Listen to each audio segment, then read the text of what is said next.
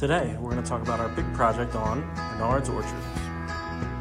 Bernard's Orchard is a 155-year-old orchard with over 30 varieties of apples and a whole lot of personality. Oh look, a cat, one of the many cats that roam the orchard. Isn't that neat? Here are our 5 main discoveries about Bernard's Orchard.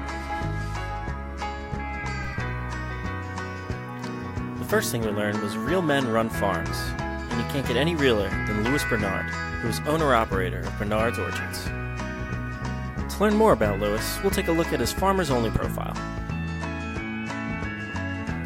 Louis, who goes by the original Apple Man, enjoys hobbies of tractor pulls and words with friends, and is looking for a smart, educated woman that has a passion for Malus domestica, that's apples, ladies.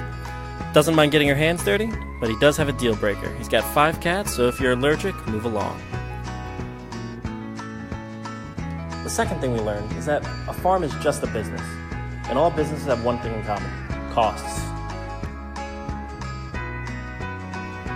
There are 2 types of costs, fixed and variable. A fixed cost is simply an expense that doesn't change with the output. So that means that if you produce 1 apple or 1,000, those fixed expenses stay the same.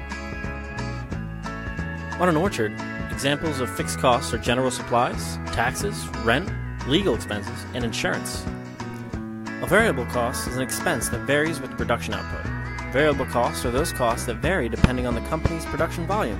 They rise as production increases and fall as production decreases. Examples of variable costs on an orchard could be the sales room product, the payroll, the chemicals, the gasoline, fuel, and oil, or repairs of the machinery. We'll be using these concepts to find the price of 1 single apple at Bernard's Orchard. In order to find the total cost to produce 1 apple, first we have to find the fixed cost per apple. In order to do that, we need to know 3 things: the total fixed expenses of the farm, how many bushels per year that farm produces, and how many apples come in a bushel. In this case, the total fixed expenses for Bernard's Orchard was $66,871.86.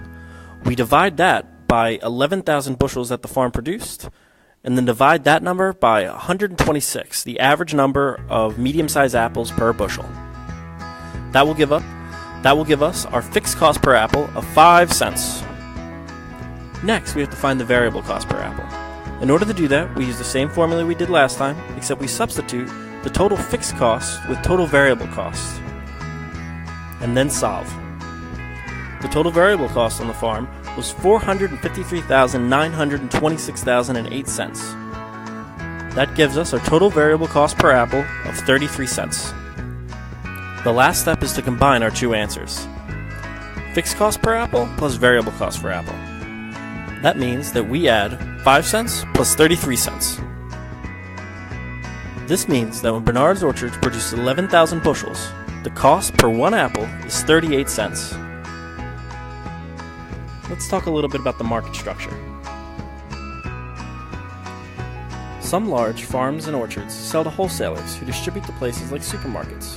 If Louis were to decide to do this, he would be operating in a market of perfect competition. He would be forced to accept whatever price he is offered as dictated by the market. Only a small percentage of Bernard's apples go to wholesale. Most of Bernard's income comes from the sales room. This is where you can get delicious items like fresh cider, jam, and of course, freshly picked apples. In this regard, Bernard operates in more of an oligopoly, where it is one of a few local orchards. These orchards compete for the local business in a market where there are few sellers, similar products, and huge barriers to entry.